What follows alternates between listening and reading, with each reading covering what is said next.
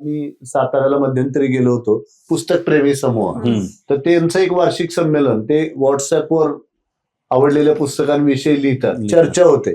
तर असे छोटे छोटे समूह, छोटे छोटे वाचक गट हे मला अधिक महत्वाचे वाटतात. म्हणजे पुण्यामध्ये सुद्धा एका उच्चभ्रू सोसायटीमध्ये मला व्याख्यानासाठी बोलवलं.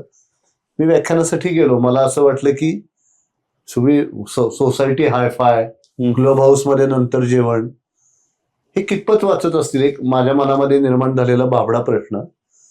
पण ज्या वेळेला माझं व्याख्यान झालं वाचन संस्कृतीवरती, त्यांनी उचल्या उपरापासून बलूत पासून सगळं जी.ए. कुलकर्णींपर्यंत सगळं वाचलेलं.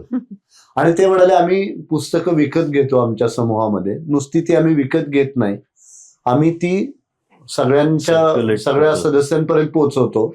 आणि आमच्या सगळ्यांची वाचून झाली की आम्ही ती कुठल्या तरी ग्रंथालयाला भेट देतो. आणि आम्ही वाचलेल्या प्रत्येक पुस्तकावर महिन्यातून आमची चर्चा होती की तुम्ही काय वाचलेलं आहे. आमच्या महाराष्ट्र साहित्य परिषदेची आटपाडीला शाखा आहे. तर त्यांनी एक मोठी चळवळ तिथे राबवली की वाचलेल्या पुस्तकाविषयी तुम्ही लिहायचं, आणि त्याच्या वयाच्या वया गोळा केल्यात त्यांनी. जसं आपण आपल्या परिचय पत्रामध्ये लिहितात, 3rd इयर 4th इयरची मुलं इंजिनिअरिंगची, की आवड काय तुझी, तर वाचन. कुठल्या 5 लेखकांची नावं सांगता येत नाहीत, अशी एकूण परिस्थिती आहे. पण हे जे छोटे छोटे गट प्रयोग करतायत हे मला खूप महत्वाचे वाटतात. आणि महाराष्ट्राची वाचन संस्कृती टिकवण्यामध्ये या गटांचं खूप मोठं योगदान आहे.